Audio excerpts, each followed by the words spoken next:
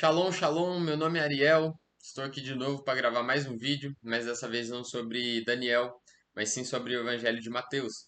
Eu quero alternar um pouquinho, quero trabalhar Daniel e também o Evangelho de Mateus. Nós estamos trabalhando aqui com jovens o Evangelho de Mateus e eu queria trazer isso em vídeo também.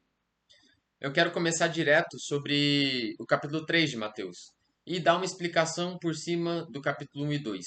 Porque eu creio que em Mateus 3 que ele começa já dando alguns ensinamentos. Mateus 1 e 2 é mais a história, um relato do evangelista. Começando de Mateus capítulo 1, ele começa falando de Abraão até Jesus, das descendências e cita o nome de cada um. O que eu acho interessante disso, estudando um pouco de escatologia, é as profecias que vêm acerca disso. Nós sabemos que Deus criou o mundo em 7 dias, né? Em 6, ele trabalhou e no sétimo ele descansou. Tudo Deus trabalha com 7. O 7 é sempre sabático. E nós vemos isso e talvez isso seja uma profecia que se cumprirá também no final dos tempos. Porque nós cremos que estamos completando 6.000 anos na Terra.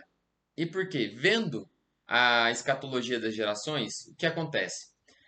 Pela arqueologia, nós sabemos que o rei Salomão viveu entre o ano 960 e 970 a.C., por aí. Ele fala que Salomão construiu o templo 40 anos depois da morte do pai. Reinou 40 anos e construiu o templo. Então, o rei Davi, ele viveu no ano 1000 a.C. E nós sabemos que foi 400 anos atrás, Moisés estava saindo com o povo do Egito. Ou seja, ele fala lá em 1 Reis que eles passaram 400 anos até a construção, 440 até a construção do templo. Então, 40 anos antes é 1000 anos. 400, 1400 anos de Cristo, nós temos Moisés. E eles falam que eles ficaram 400 anos também no Egito. Então, daria 1800 anos atrás, eles começaram a ser escravizados pelo Egito. 1800 anos antes de Cristo. 200 anos atrás, nós temos Abraão, ou seja, 2000 antes de Cristo. E de Abraão até Adão, nós temos 2000 também, pelas gerações.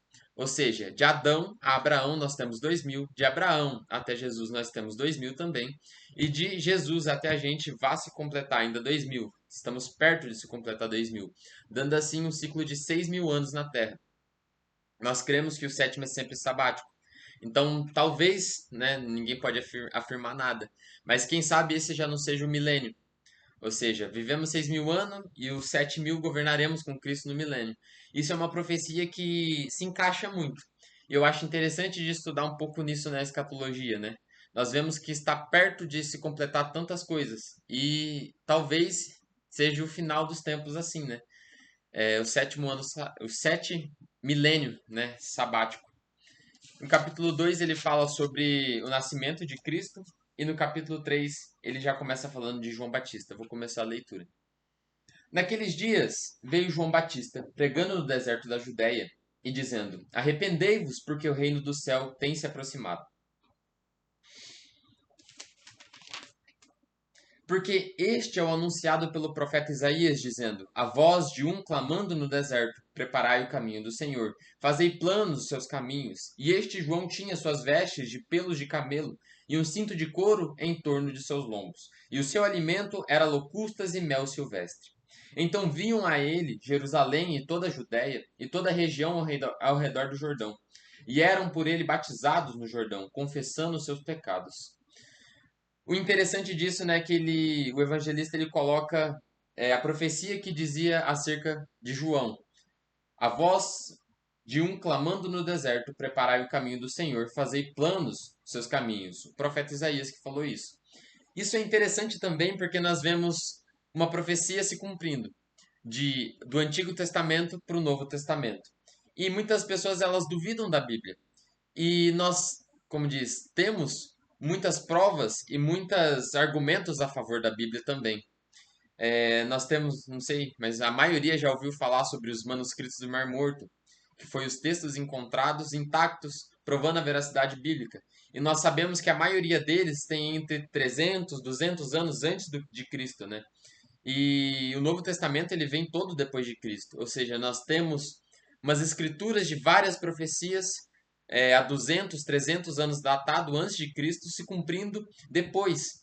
Ou seja, nós temos uma prova bíblica para aqueles que não têm fé, né? Para aqueles que é cético em relação às escrituras.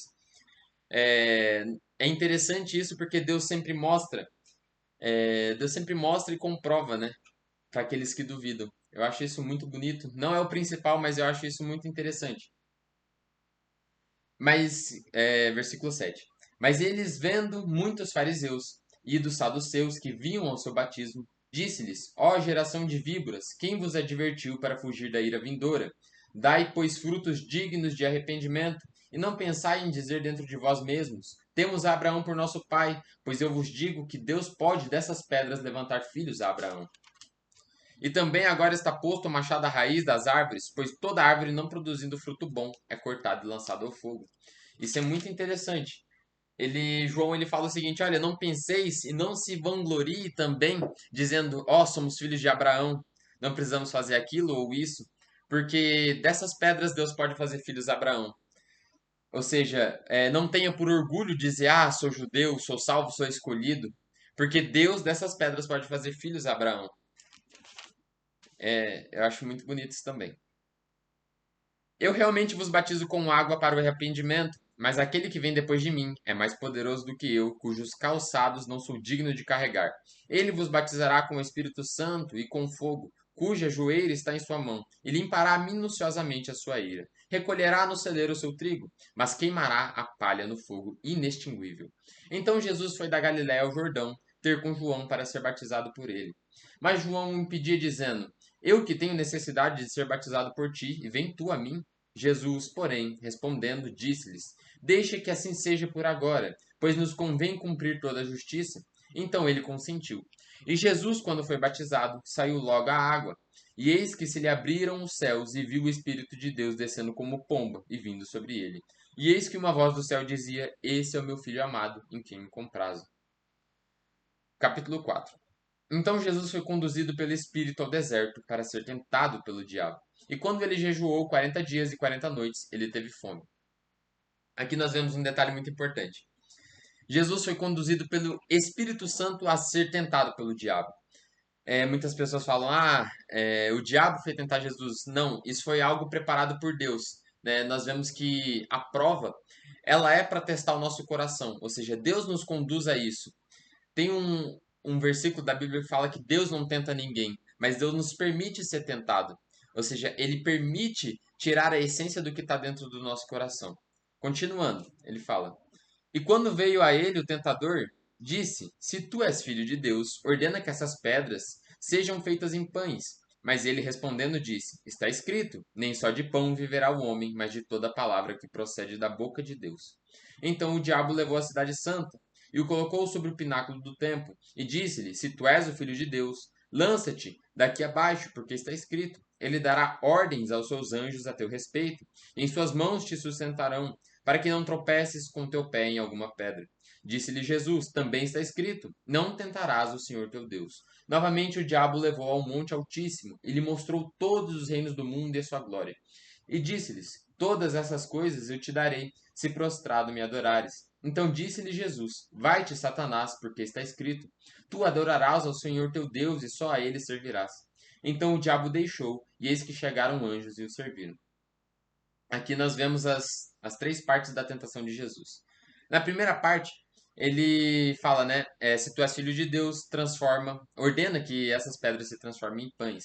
E a resposta de Jesus é muito interessante, porque ele cita a própria Bíblia, né, para Satanás. Ele cita Deuteronômios capítulo 8. Deixa eu abrir aqui para ler. Hum, E lá fala o seguinte: a exortação a ter em memória os benefícios do Senhor. Moisés fala o seguinte ao povo: Cuidareis de cumprir todos os mandamentos que hoje vos ordeno, para que vivais e vos multiplicais, e entreis e possuais a terra que o Senhor prometeu sob juramento a vossos pais. Recordar-te-ás de todo o caminho pelo qual o Senhor, teu Deus, te guiou no deserto, esses 40 anos para te humilhar, para te provar, para saber o que estava no teu coração, se guardarias ou não os seus mandamentos. Ele te humilhou e te deixou ter fome, e te sustentou com maná que tu não conhecias, nem teus pais o conheciam, para te dar a entender que não só de pão viverá o homem, mas de tudo que procede da boca do Senhor viverá o homem. Olha que palavra pesada, né? Ou seja, o Senhor te deixou ter fome, o Senhor te humilhou ele te sustentou com coisa que tu não conhecia. Ele te pisou para deixar entender que nem só de pão viverá o homem, para sair e extrair a essência do teu coração. Ou seja, ele te deixa passar por tanta coisa para saber o que está no teu coração. Mas aí vem aquela pergunta: ah, Deus é onisciente, Deus é onipresente, Deus sabe de tudo. Ele já não sabe qual vai ser a nossa resposta para tais situações? Sabe, né? É interessante, Deus sabe isso. Mas mesmo assim, ele nos permite passar por essas coisas para que nós possamos ver o que está em nosso coração. Ou seja, ele nos permite passar por diversas situações, para quando a gente passar, a gente analisar, olha, eu fui bem nisso, meu coração estava nisso, meu coração estava no Senhor ou não estava. Ou seja, Deus sempre nos permite analisar a nossa situação, porque Deus já sabe todas as coisas, mas a gente não. Ou seja, nós não sabemos o quanto nosso coração está no Senhor ou quanto não está no Senhor. Voltando para o texto, a segunda parte da tentação. Então o diabo levou a cidade santa e o colocou sobre o pináculo do templo e disse-lhe: Se tu és o filho de Deus, lança-te daqui abaixo, porque está escrito: Ele dará ordem aos seus anjos a teu respeito e as suas mãos te sustentarão, para que nunca tropeces com o teu pé em alguma pedra. Disse-lhes também: Jesus, também está escrito: Não tentarás o Senhor teu Deus. Essa parte é muito interessante, né? Porque ele leva na parte mais alta de Jerusalém e fala: Olha, atira-te daqui e porque está escrito: ordenará os teus anjos e eles te sustentarão. Imagina o seguinte: se Jesus ele pula do templo e, obviamente, os anjos vêm e sustentam Jesus para ele não cair, ou seja, salvam Jesus daquela queda. Imagina qual seria a reação daquele povo, vendo Jesus descendo com os anjos, segurando eles. Ou seja, Jesus acabou de começar o seu ministério. Ele acabou de ser batizado e acabou de ser levado à aprovação pelo Espírito Santo. E o diabo fala: Olha, atira-te daqui para a tua glória. Adianta o teu tempo para a tua glória. É essa tentação, né? Ou seja, o diabo sempre faz com que nós aceleramos o tempo. Ele nunca quer deixar que a gente espere e possa ter paciência no Senhor, porque tudo é um processo. Tudo vai ter provação, o Senhor sempre vai nos colocar em prova, o Senhor sempre vai nos deixar saber o que está no nosso coração, Ele sempre fará com que a gente possa ser paciente nas coisas e no nosso chamado, porque na verdade o caminho ele é muito difícil. Diversas coisas acontecerão, diversas feridas poderão acontecer, diversos momentos, circunstâncias acontecerão, mas isso tudo faz parte do processo que Deus tem pra gente. Ou seja, a gente tem que passar por diversos processos para chegar no momento, porque senão ninguém suportaria. Deus ele não permite que você passe por tentação que você não aguenta. Ou seja, ele não te coloca fardo pesado demais para você passar. Isso é muito interessante. E temos a terceira parte também da tentação, que o diabo leva ao Monte Altíssimo e fala: Olha, todos esses reinos, todas essas glórias eu te darei se prostrado me adorares. É basicamente o negocie teu princípio. É o primeiro mandamento. Negocie o teu princípio, me adore, rejeita o teu pai. E o diabo ele faz isso muitas vezes com a gente. E a gente não percebe. Ou seja, negocia o teu princípio, conta uma mentirinha ali, faz isso aqui, engana ali. E muitas vezes a gente faz isso mesmo. A gente pensa que não é tão grave, a gente pensa que é só uma coisa pequena, mas a gente acaba negociando o princípio. E isso é uma coisa que Deus, ele olha muito. Até o mínimo, os pequenos princípios, os pequenos mandamentos, Deus olha. Ou seja, se a gente é fiel até nas pequenas coisas, Deus, ele nos colocará nas grandes. Está escrito isso. E o diabo, ele tenta. Ele tenta na identidade, ele tenta no processo e ele tenta também nos princípios. Isso é uma coisa que a gente vê em toda a Bíblia, né? Pessoas que têm princípios e têm convicção. Daniel era uma pessoa assim, tinha princípios. Ele não negociou seu princípio quando ele foi levado à Babilônia, quando ele foi colocado à prova é, sobre a comida, que ele podia comer qualquer coisa, né? Foi lhe dado manjares e tudo mais, mas ele rejeitou. Ele quis ficar só nas frutas, nos vegetais, para não negociar os princípios, porque isso é uma coisa que ele tinha, era um princípio da época, né? Aqueles manjares eram oferendas, tinha provavelmente muitas carnes impuras, e nós vemos que Daniel é um cara que não negociou o princípio, quando ele foi levado à cova dos leões. Por que que ele foi levado? Porque ele não rejeitou a oração, né? Ele podia muito bem fechar a janela e orar em secreto, mas ele não quis negociar esse princípio. Ele fez a mesma coisa que ele sempre continuava fazendo. Ele continuou orando de janela aberta. Ou seja, o não negocia o menor dos princípios, né? Qual a diferença de orar com a janela aberta e fechada? Nenhuma, né? Mas ali nós vemos que ele não queria esconder o que ele estava fazendo, porque ele não queria negociar os princípios. Ele fazia isso. E ele viu que aquilo era uma afronta. E ele continuou orando de janela aberta. E o diabo sempre nos tenta em princípios. Uma vez, meu pai e eu estávamos no mercado e ele foi comprar uma maçã. Ele entrou no mercado só para comprar uma maçã, coisa pouca. Ele pegou uma maçã daquelas argentinas, que a gente sabe que é mais cara do que é normal, levou pro caixa do supermercado para ela passar e a moça passou a maçã, só que ela passou enganada, né? Ela passou com o valor de uma maçã normal, ao invés da maçã argentina.